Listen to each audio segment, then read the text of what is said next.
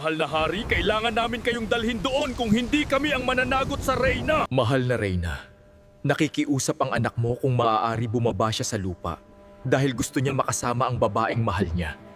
Matagal na wala sa akin ang anak ko, tapos gusto mong mawala uli siya sa akin? Hinding-hindi ako papayag. Maaring magkaiba ang ating desisyon, pero hindi mo ako mapapapayag sa gusto mo. Bago siya makarating sa lupa, dadaan muna siya sa ibabaw ng aking bangkay. Aaring nagalit ang aking ina sa sinabi ng aking ama. Ganun pa man, ang pagmamahal ko sa iyo, Leia, ay mas lalong lumalalim habang tumatagal. Hintayin mo ako. Mga elite na gwardya, dalhin niyo sa akin ang aking anak na si Liwanag. Kapag hindi pumayag, hulihin niyo siya.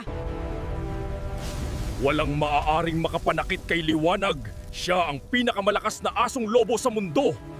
Mahal na hari, ipinasusundo kayo ng mahal na Reyna. Kailangan ka raw naming dalhin sa kanya. Sabihin mo sa mahal na Reyna na nadinig ko ang kanilang usapan. Malinaw na sa akin ang lahat at hindi siya pumayag sa gusto ko. Patawarin niyo kami, mahal na hari. Kailangan namin kayong dalhin doon kung hindi kami ang mananagot sa Reyna. Anak, saan ka ba pupunta? Parang gayak na gayak ka, parang pupunta ka ng rally, may panyo ka pa sa braso. Ba't may dala kang cheese at bulaklak ng kalabasa? Ma, naaalala niyo si Leia? Di ba dati may gusto sa akin yun, nagpupunta pa sa bahay. Eto na ang panahon para maging parte siya ng Chismosa family. Anak, tanggalin mo yung sunglasses mo, umuulan, nakakahiya naman. Baka mapagkamalang kang bulag niyan. Sige, maalis na ko. Pagbalik ko, dala ko si Leia. Kinakabahan ako, baka kasi hindi ako ma-challenge manligaw, baka kasi sagutin agad ako. Pero kaya ko to. Magandang araw, Leia. Cheese, ikaw pala yan. Pasok ka.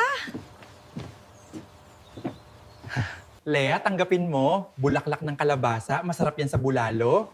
Ito namang keso, galing to sa Italia, padala ng tita ko. Ito naman, Leia, pataba sa lupa kasi di ba mahilig kang magtanim ng sili? Mainam na pataba to na nandito sa loob ng bag. Dumi ng manok to at saka dumi ng mga kalabaw. Cheese, anong sadya mo dito? Leia, nandito ako para humingi ng iyong kamay. Cheese, pakihawak nga saglit itong papel de liha at ako'y iinom lang ng tubig.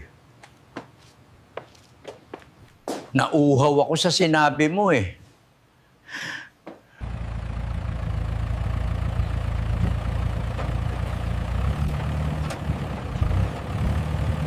Hello mga bata, nakita ko si kontraktor. Mukhang manliligaw din yung regalo niya, siya mismo nagmaneho.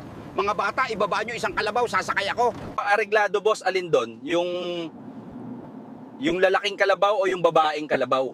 Ano yung katangian ng kalabaw na lalaki? Malakas yung lalaking kalabaw, ha? Eh ano naman yung katangian ng kalabaw na babae? Malakas din yung babaeng kalabaw.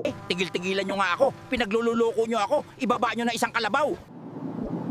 Sorry, boss. Sige, sige. Hindi ako magpapalamang sa'yo, kontraktor. Mas magandang lalaki ako sa'yo. Hindi ako mapapadaig sa'yo. Malapit na tayo magkita.